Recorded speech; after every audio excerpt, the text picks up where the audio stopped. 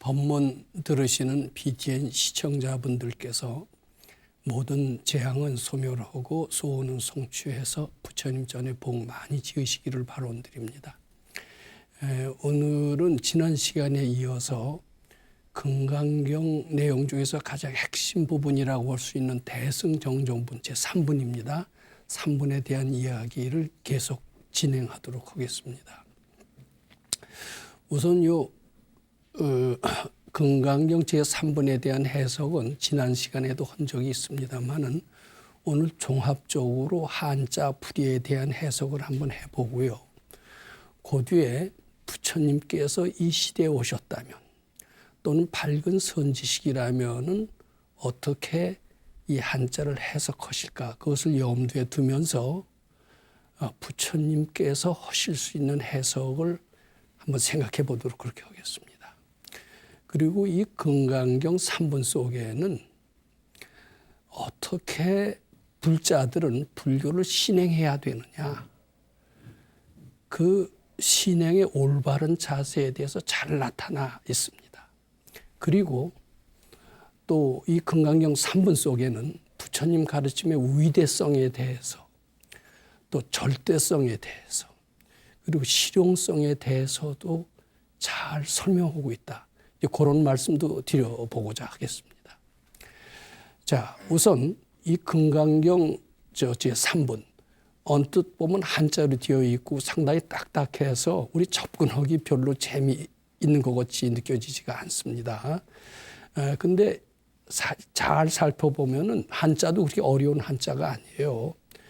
그리고 우리하고 거리가 먼 마치 인도 말 같고 다란이 같고 우리 실생활과는 아주 무척 거리가 먼 것 같지만은 그 내용을 잘 살펴보면 전혀 그렇지 않은 것을 발견할 수가 있을 겁니다. 자, 우선 제가 요 금강경 책을 가져왔습니다. 제가 요 책을 보고 읽으면서 보통 사람들이 할 수 있는 한자풀이 해석 요거부터 한번 해보도록 하겠습니다.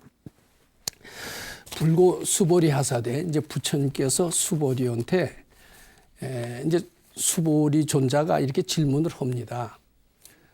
어떻게 수도를 해야 큰 깨달음을 얻겠습니까? 이제 수도를 한 것을 응운하주며 여기 이렇게 나와요. 응운하주며.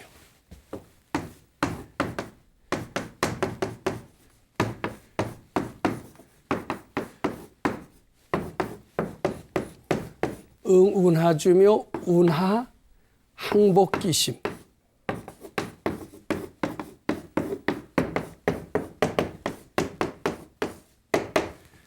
이렇게 묻습니다. 수보리 존자가. 그러니까 응운하주는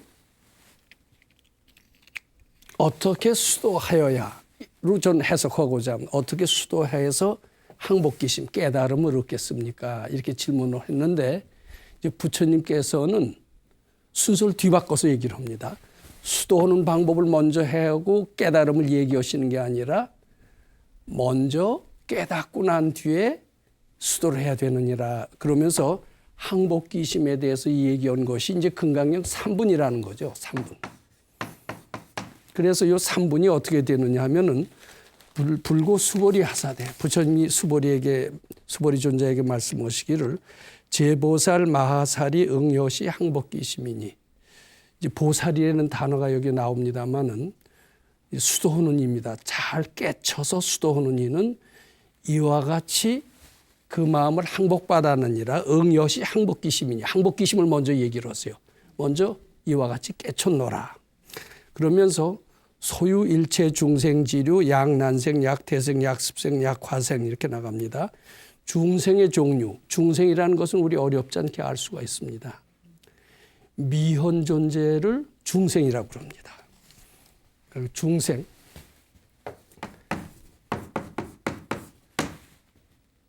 우리는 본래 부처님과 같이 위대한 존재인데 언제 헷가닥했어요. 미해졌어요. 이제 그것은 미한 존재를 중생이라고 그럽니다.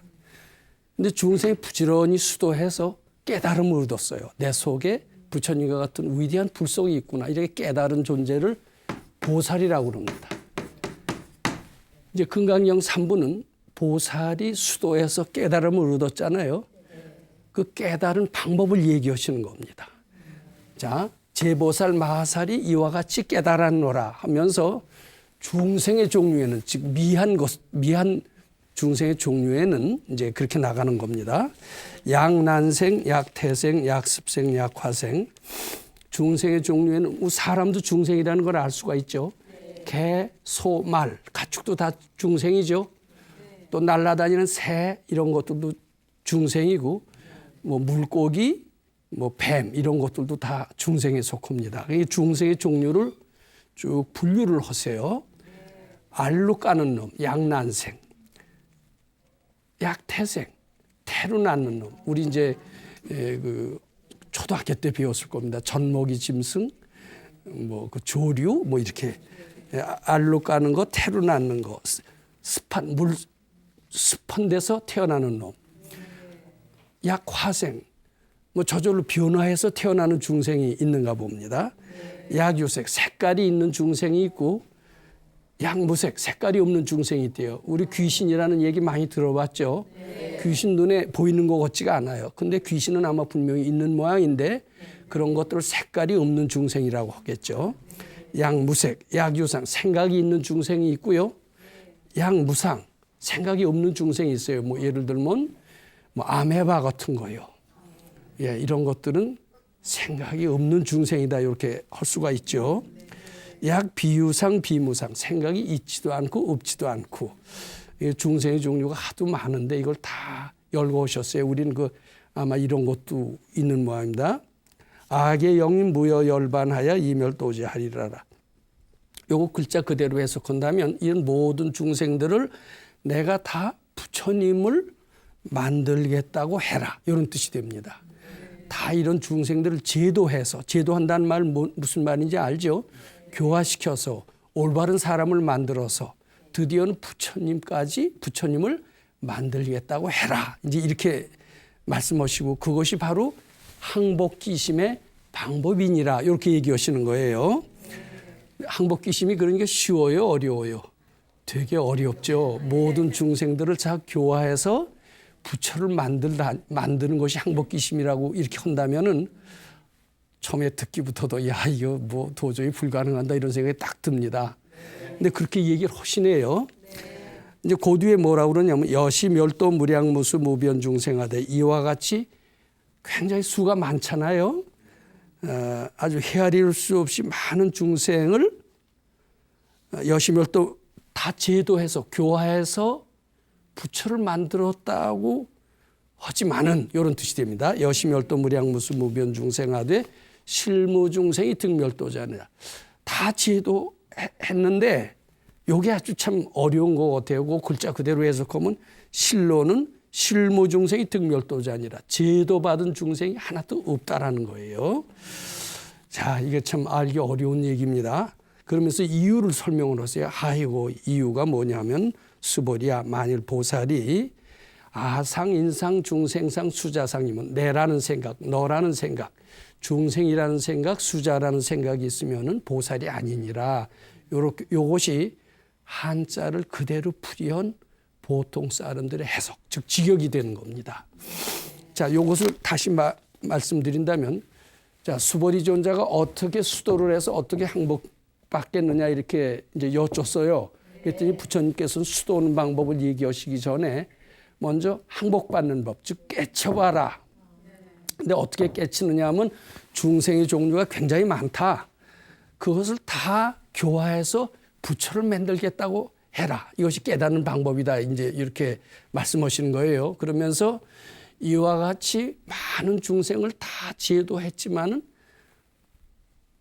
실로 제도받은 중생이 하나도 없느니라. 왜냐하면 만일 보살이 아상이나 나라는 생각이나 너라는 생각이나 중생이라는 생각이 있으면 보살이 아니니라 이렇게 얘기를 하세요.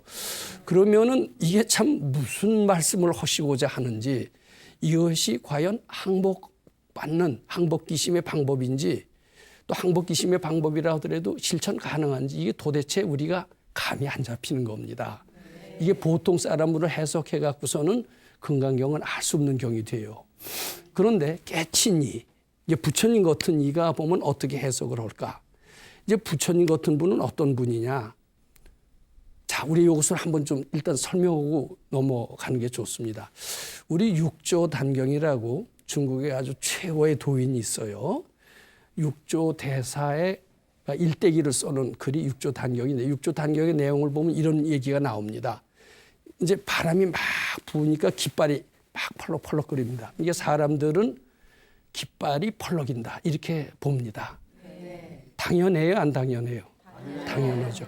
근데 어떤 사람은 깃발이 펄럭인다 이렇게 보질 않고 바람이 움직인다. 깃발은 가만히 있는데 바람이 움직일 뿐이다. 이렇게 판단합니다.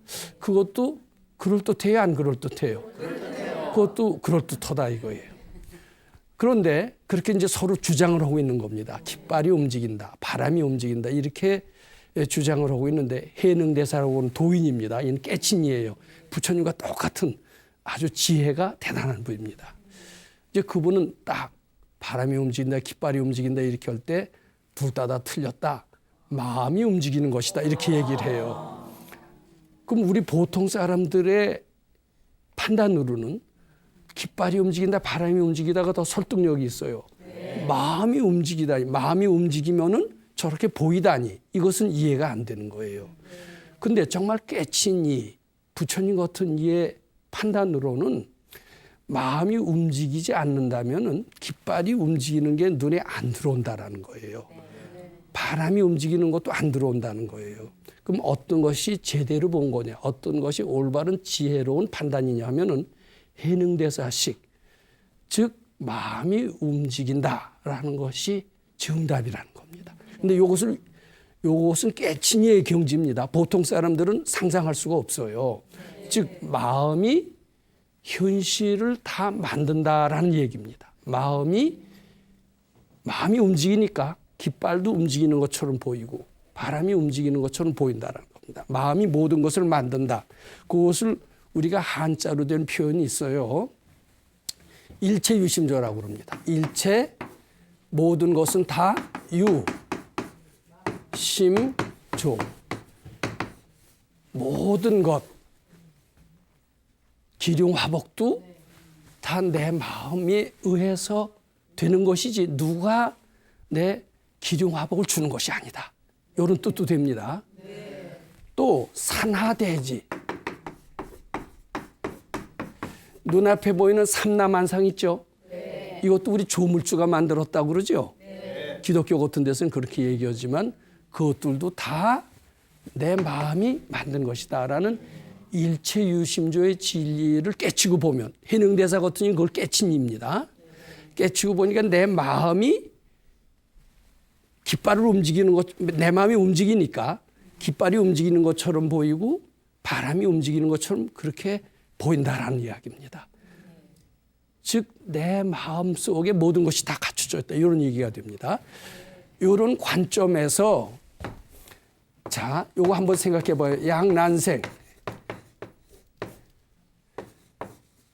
약태생, 중생의 종류에는 알로 까는 거, 태로 낳는 거 해갖고선 9가지를 말씀하셨죠.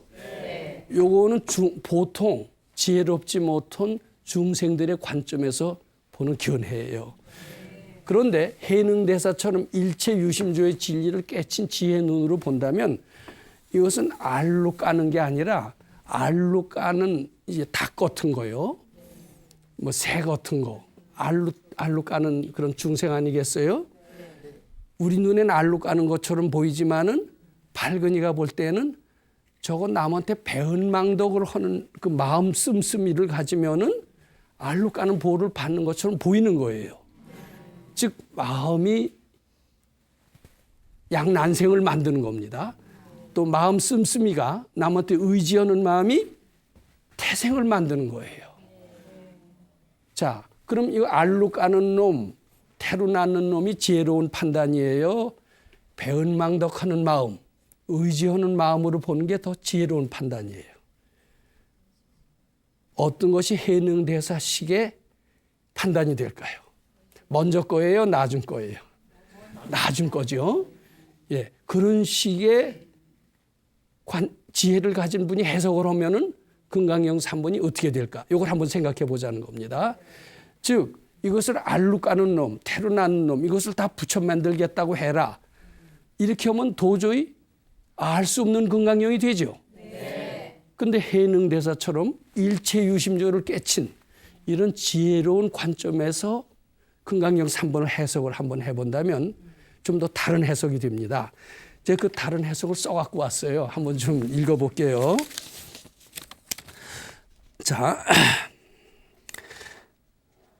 세상에 눈에 뜨이는 여러 중생들이 있습니다. 뭐 사람을 비롯해서 닭, 개, 소, 말, 호랑이, 뭐 사자, 뭐 뱀 이런 것들 중생들이란 이제 부처님 입장에서 얘기하는 겁니다. 실은 그대 마음의 분별심의 표현이다. 즉 배은망덕하면은 바로 알로 까는 보를 받고 남한테 의지하는 마음을 내면은 태로 나는 보를 받는다. 이렇게 되는 겁니다.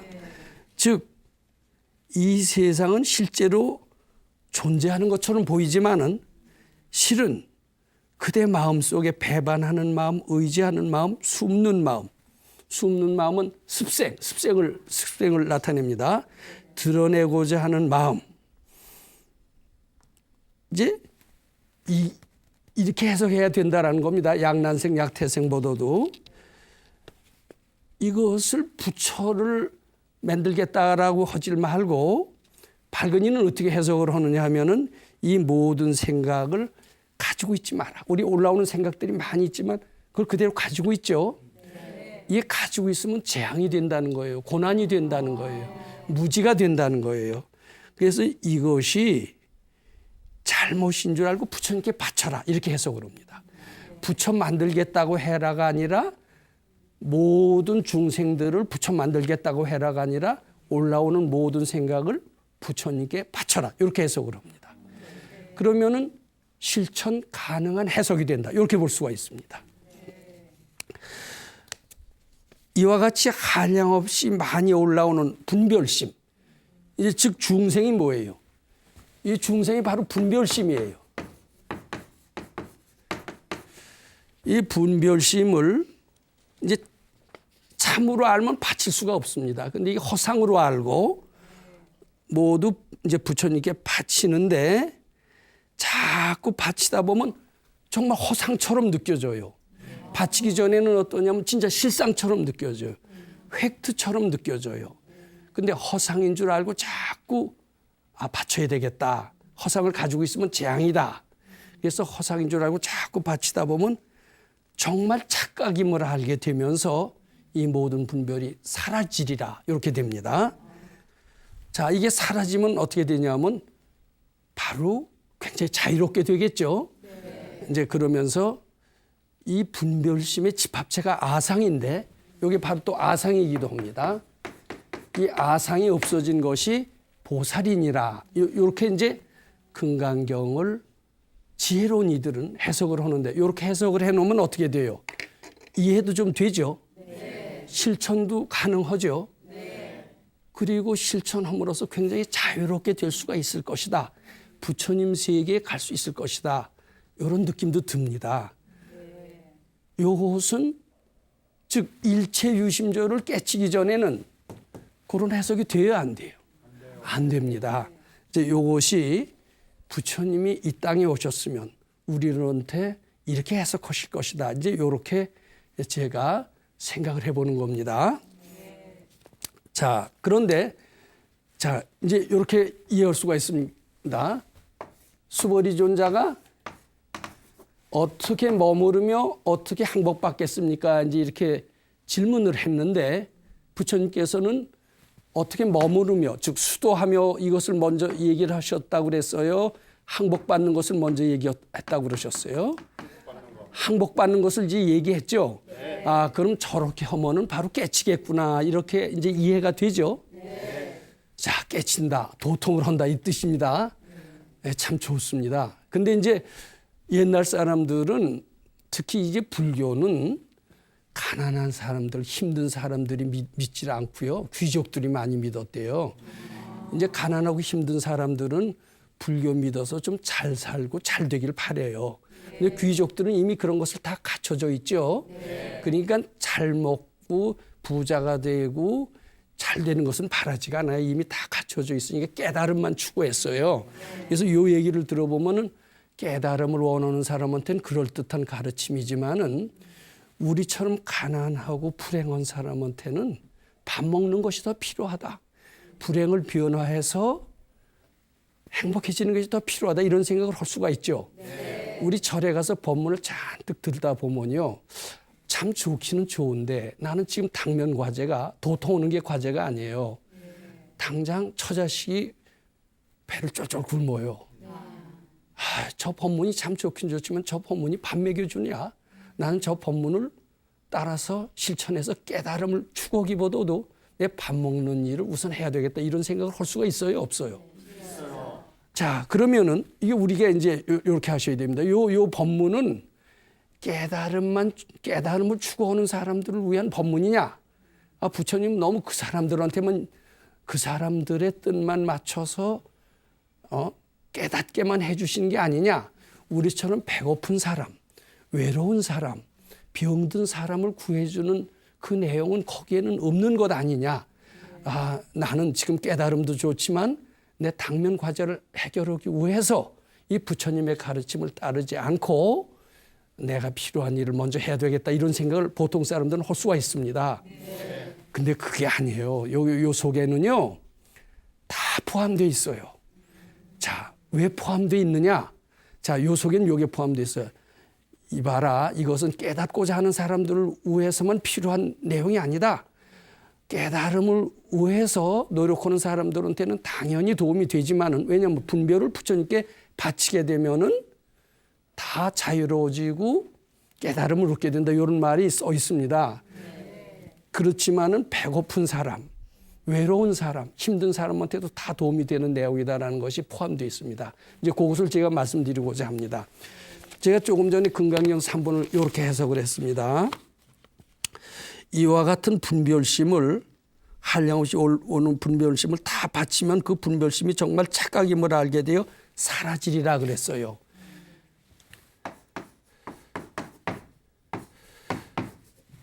분별 종류에는 여러 가지가 있습니다. 자, 요것을 크게 해서 탐진치라고 그럽니다. 인색한 마음. 요거 탐심입니다.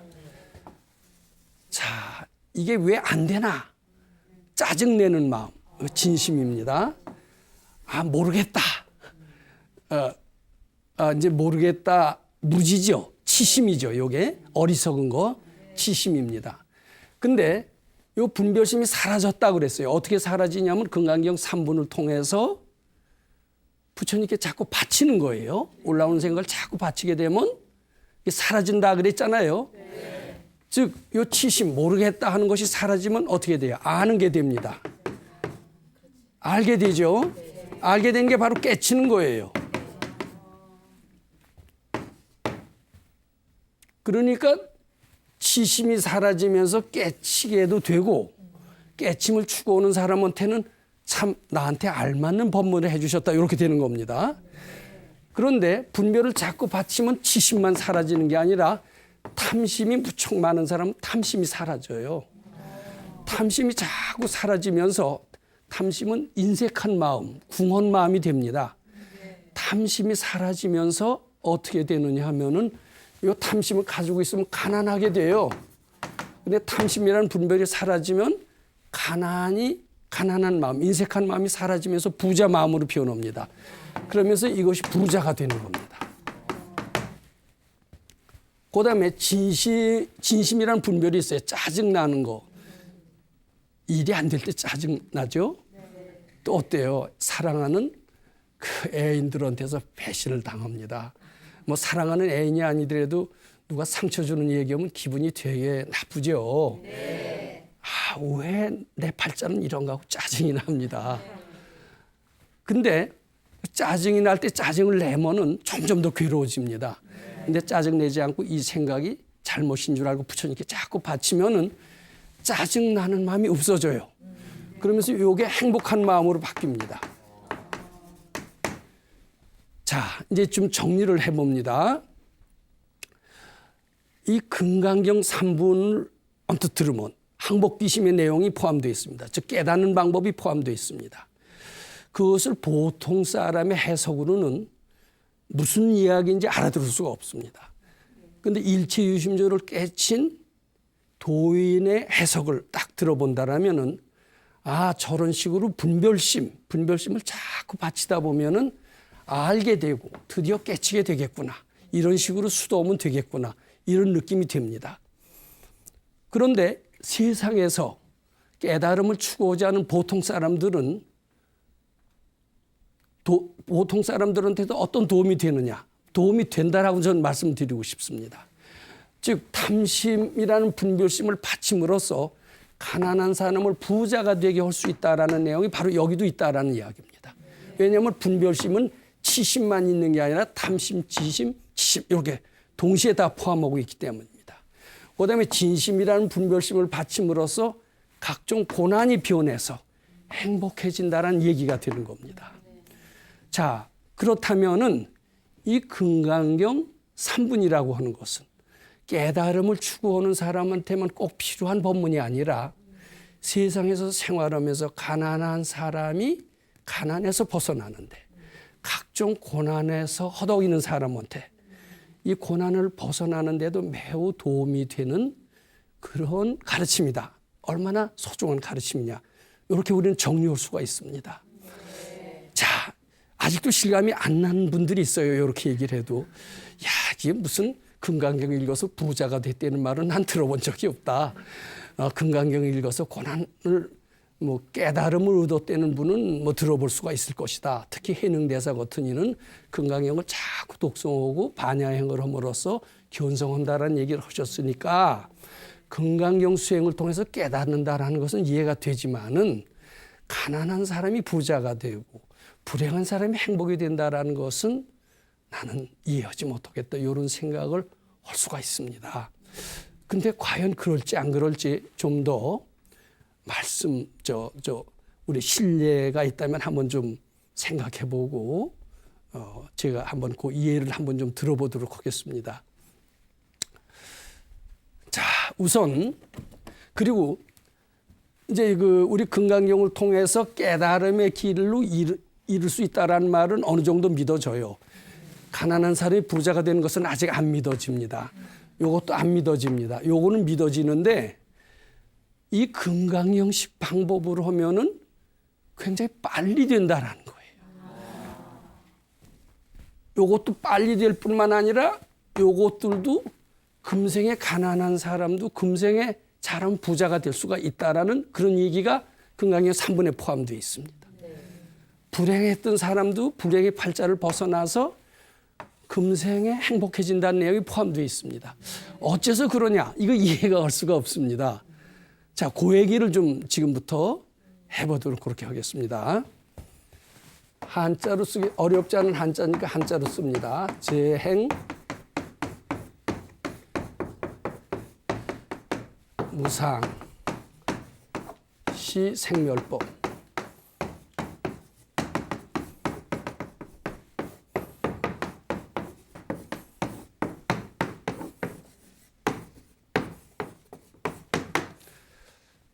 이게 한자가 조금 적으시더라도요, 한자 공부하셔야 됩니다. 저 성경을 잘 하는 사람은요, 로마자, 그리스어 몇 개 국어를 해야 된대요. 근데 우리 한자 어렵지 않은 한자니까 한자는 또 우리 생활에 익숙하잖아요. 조금 알아두시는 건 어렵지 않으니까 어이구 그 한자 골치 아픈 거 이러시지 말고 잘 보세요. 재행무상 많이 들었죠? 이 세상은 무상하다. 시생멸법, 낳고 꺼지는 그런 현상이다. 그렇잖아요. 다 어때요? 권력도 10년 못 간다. 부경화, 생자 필멸, 난 자는 반드시 죽는다. 성자 필쇠, 성한 자는 반드시 쇠한다. 회자 필리, 만난 자는 반드시 떠난다. 이런 얘기 알죠? 그러니까 재행무상 시생멸법이에요. 생멸멸이 이 낳고 꺼진다라고 하는 그런 분별심을 사라지게 한다라면 이런 뜻이 됩니다. 정멸의락, 정멸한 낙의 세계로 들어가게 되리라. 이제 이런 구절이 됩니다. 요거 유명한 열반경의 사국에, 열반경의 핵심을 나타내는 사국에다 이렇게 이야기할 수가 있습니다. 여기는 유명한 얘기가 있죠. 설산동자의 이야기입니다.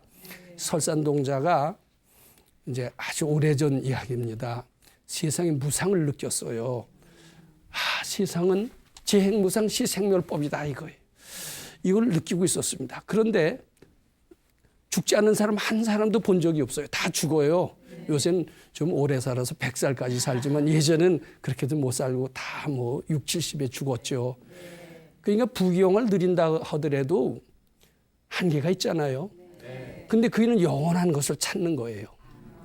그래서 영원한 것이 어디 있을까? 이렇게 이제 마음속으로 갈구하던 끝에 이제 수도를 하러 떠납니다. 근데 수도를 해도 그걸 일러주는 사람이 없어요. 근데 어느 이제 산속에, 깊은 산속에 갔는데 하늘에서 이런 소리가 들리는 거예요. 바로 이 소리가 들립니다. 재행무상시 생멸법이니라. 재행은 다 무상하고 다 낳기만 하면 반드시 꺼지는 이런 것이 있느니라. 이 얘기를 누가 어디서 하늘에서 들리니까 자기 평소에 생각했던 것과 똑같잖아요.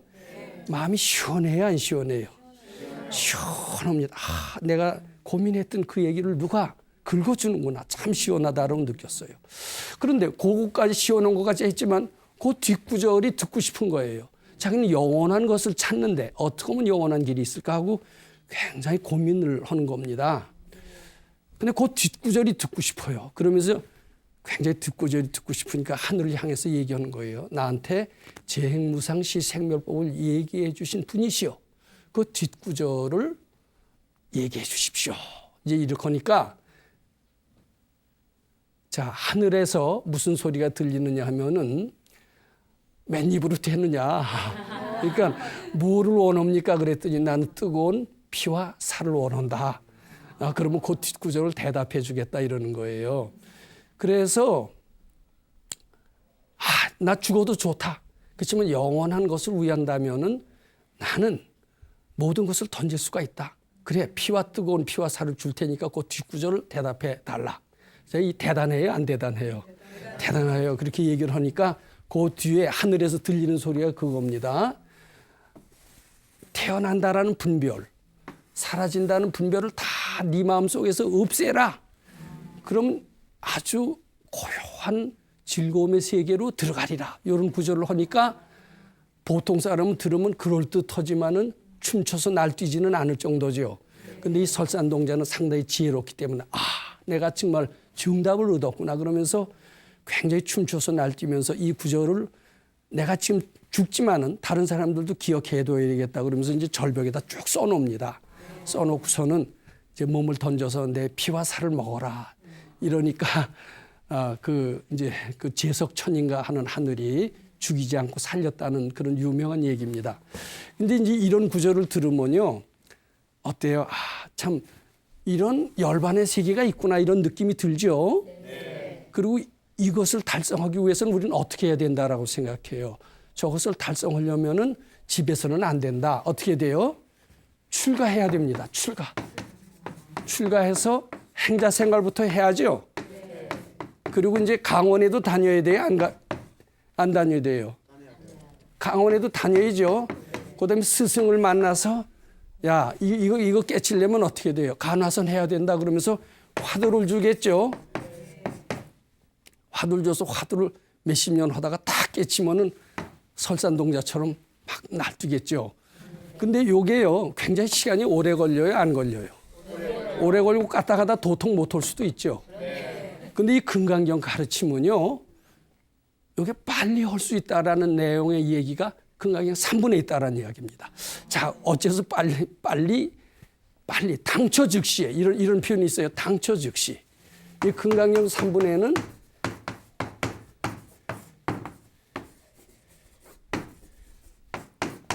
바로 출가해서 수도해서 언제 깨칠 때까지 긴 시간을 필요로 하는 것이 아니다. 바로 이 자리에서 깨달을 수 있느니라. 지극한 도는 어렵지 않느니라. 우리 신신명이 있어요. 승천대. 바로 세수하면서 얼굴이나 코 만지는 것처럼 쉬운 것이니라. 요거는 선가귀겸에 나온 이야기입니다. 아주 쉬운 방법이 있다. 이렇게 출가하고 행자하고 강원 노릇하고 화두 들어서 깨치려고 했다가는 일생을 다 걸려도 못 깨칠 수가 있다. 근데 어떻게 바로 깨칠 수 있느냐. 자, 이제 우리 한번 생각해 봅니다. 금강경 3분 가르치면서 바로 나옵니다. 자, 지행무상 시생멸법 생명멸이 정멸우라. 이것은 뭐라고 생각하냐면 이거는 부처님이 얘기하신 엄연한 진리다. 이렇게 생각을 하죠. 진리. 열반경 핵심 진리. 이 진리의 팩트라고 생각을 합니다. 근데 이게 팩트인지 아닌지 우리는 모릅니다. 솔직히 깨놓고 해서 진리인지도 잘 모르죠. 더군다나 팩트인지는 더더욱 모르는 겁니다. 이게 솔직한 표현입니다. 나는 이것을 진리라고 생각한다. 진리라고 믿을 뿐이다. 진리다예요. 진리라고 믿을 뿐이다가 더 팩트에 가까워요. 이게 더 팩트에 가깝죠. 이거는 아직 모릅니다. 나는. 이걸 팩트라고 얘기하면 거짓말이죠. 근데 요 생각을 어떻게 하라고 그랬어요? 참이 아닌 줄 알고 바치라고 그랬죠. 이제 금강경 하는 사람은 이제 그러니까 봐요. 요걸 진리라고 믿는 사람은 어떻게 되느냐 하면요. 출가하고 행자 노릇하고 강원에 가서 화두 두고 깨치려고 합니다. 근데 나는 진리라고 믿을 뿐이다라고 생각하는 사람이 있어요. 그런 사람이 금강경을 딱 만납니다. 그러면은 출가하고 행자하고 강원에 가서 공부하고 화두 듣고 이런 과정을 안 거쳐요. 진리라고 믿을 뿐이다. 요 생각이 참이 아닌 내 분별인 줄 알고 부처님께 자꾸 바치는 거예요. 집에서도 바칠 수가 있어요. 반드시 출가하지 않습니다. 내 생각이 올바르지 않기 때문에. 근데 이걸 그대로 믿으면은 생각에 따라가서 어떻게 돼요? 출가하고 행자 노릇하고 강원에 가서 화두 받고 이런 오랜 세월을 거치죠. 근데 진리다라고 하지 않는 겁니다. 진리라고 생각을 하고 그것이 착각인 줄 알고 자꾸 바치는 거예요. 바치다 보면 어떻게 되느냐 하면 내가 이것을 진리라고 믿었다는 이 관념에 매여 있다라는 것을 알게 됩니다. 자꾸 바치다 보면. 그리고 관념에서 벗어나요. 벗어나면서 바로 부처님 광명을 만나게 되는 겁니다. 그러면서 이 뜻이 알아지는 겁니다. 자, 그렇다면 이것이 진리다라고 생각하고 출가하고 이렇게 해서 오랜 세월을 거쳐서 겨우 깨칠지 말지 하는 것보다 바로 진리라고 믿을 뿐이다라는 내 생각, 이것이 굉장히 불완전한 줄 알고 바친다면 어떻게 될까요? 바로 당초 즉시에 깨달음을 얻을 수 있는 가르침이 바로 어디에 나와 있느냐? 금강경 3분에 나와 있다는 겁니다. 그 다음에 나는 가난하다가 있어요. 가난하다. 그리고 아무리 노력해도 금생에는 부자는 안 된다. 이런 생각을 해야 안 해요? 하죠. 근데 나는 가난하다가 사실이에요. 가난하다라고 생각한다가 더 팩트예요. 어떤 게 더 팩트예요? 가난하다라고 생각한다가 더 진실에 가깝죠. 그럼 가난하다라고 딱 믿는 사람은 부자가 되기 위해서는 어떻게 해야 돼요? 취직도 해야 되고 인류대학도 가야 되고 자격증도 따야 되고 그리고 돈 벌고 이래야 된다라고 생각합니다. 노력하고. 근데 일생을 가도 잘 부자가 되긴 힘듭니다. 자, 그런데 나는 가난하다라고 생각을 한다라는 말을 믿습니다. 나는 가난하다라는 그 말에는 동의하지 않습니다. 가난하다라고 한다라면은 노력하고 자격증 따고 돈 벌려고 노력해야 됩니다. 근데 가난하다라고 생각한다라는 게 진실하죠. 이 말을 딱 믿는 사람은 나는 가난한 게 아니라 가난하다라고 생각할 뿐이다. 그리고 금강경 가르침에 의하면 이 가난한 것은 허상이다. 그러니까 부처님께 바쳐라 이렇게 됩니다. 그래서 가난하다는 생각을 자꾸 바치다 보면 가난이 착각인 줄 알게 돼요. 여시멸도 무량무수 무변중생하되 실무중생이 득멸도잔이라고 그랬죠. 그러면서 가난하다라는 생각에서 벗어납니다. 가난하다는 생각에서 사라지면 본래 어떻게 됩니까? 부처님처럼 똑같은 부자임을 발견하게 된다는 거예요. 요게 이론이 아니라 실제로 그렇게 되고 그런 비슷한 신뢰들이 꽤 있거든요. 자, 그렇다면 이 금강경 가르침, 금강경 3분의 가르침은 무엇을 알 수가 있느냐 하면은 깨달음의 가르침만 있는 게 아니라 부자가 되는 거, 건강해지는 거, 행복해지는 거 다 있죠. 그리고 그것을 오랜 세월을 거쳐서 해요. 바로 당처 즉시에 해서 실천할 수 있는 거예요. 바로 할 수 있다는 게 어느 정도 믿어지죠. 예, 저도 먼저처럼 이 얘기 참 좋았어요. 출가하려고 그랬어요. 이렇게 쭉 해보려고 그랬어요. 그랬는데 시간이 너무나 오래 걸리죠. 많은 승려들은 이렇게 됩니다. 근데 밝은 이들은 어떻게 하냐면 바로 그것이 부처님 말씀을 진리다라고 생각하면 안 된다는 겁니다. 진리라고 생각할 뿐이다라는 그 생각이 착각인 줄 알고 자꾸 부처님께 바치라는 겁니다. 소멸이 되면서 바로 부처님 광명을 바로 체험하기 때문에 이것이 가장 당처 즉시의 활구법문이 아니냐 이렇게 이해하게 되는 겁니다. 이게 우리 금강경 가르침은 다시 정리해서 말씀드립니다. 항상 부처님과 함께하는 삶을 살아라. 이게 되는 겁니다. 무슨 생각이든지 무슨 분별이든지 다 부처님께 바치라는 뜻은 항상 부처님과 함께하는 삶을 살라는 뜻입니다. 그래서 분별이 사라지면 깨달음도 이룰 수가 있는 게 아니라 깨달음은 당연히 이루어지지만 그 말고도 의식주 문제까지도 다 해결이 된다. 이것도 노력해서 삥삥 돌아서 한참 걸려서 되는 게 아니라 바로 당처 즉시에 될 수 있는 이런 귀한 가르침이 아니냐.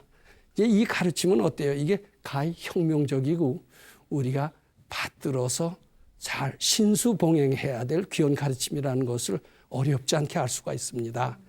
예, 이 금강경 3분에 대해서는 너무나 소중하고 위대하기 때문에 드릴 말씀이 참 많습니다만은 오늘은 이 정도로 금강경 3분에 관한 이야기를 정리하고요. 요 다음 시간부터는 금강경 4분에 관한 말씀을 드려보도록 그렇게 하겠습니다. 예, 감사합니다.